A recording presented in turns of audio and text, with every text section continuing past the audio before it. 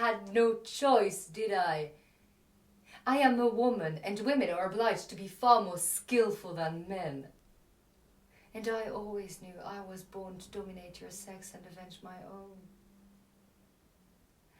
When I came out into society, I'd already realized that the role I was condemned to, namely keep quiet and do as I was told, gave me the perfect opportunity to listen and pay attention, not to what people told me, which was naturally of no interest, but to whatever it was that they were trying to hide.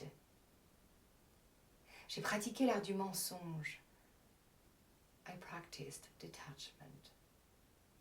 I learned how to smile pleasantly, while under the table I stuck a fork into the back of my hand.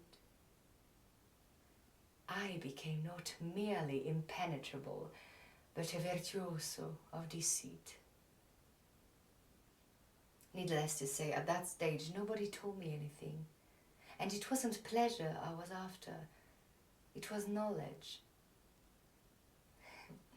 But when, in the interest of furthering this knowledge, I told my confessor I'd done everything, his reaction was so appalled that I began to get a sense of how extreme pleasure might be.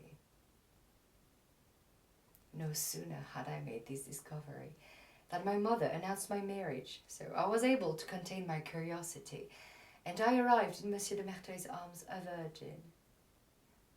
All in all, Merteuil gave me little cause for complaint, and the minute I began to find him something of a nuisance, he very tactfully died.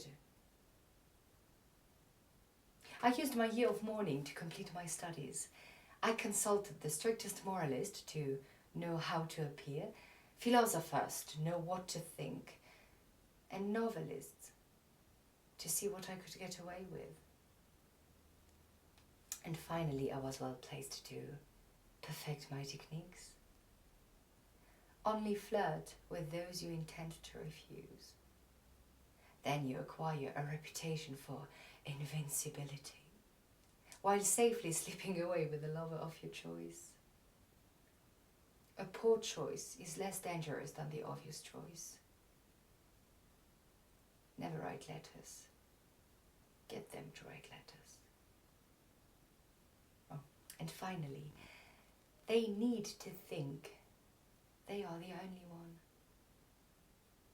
Win or die.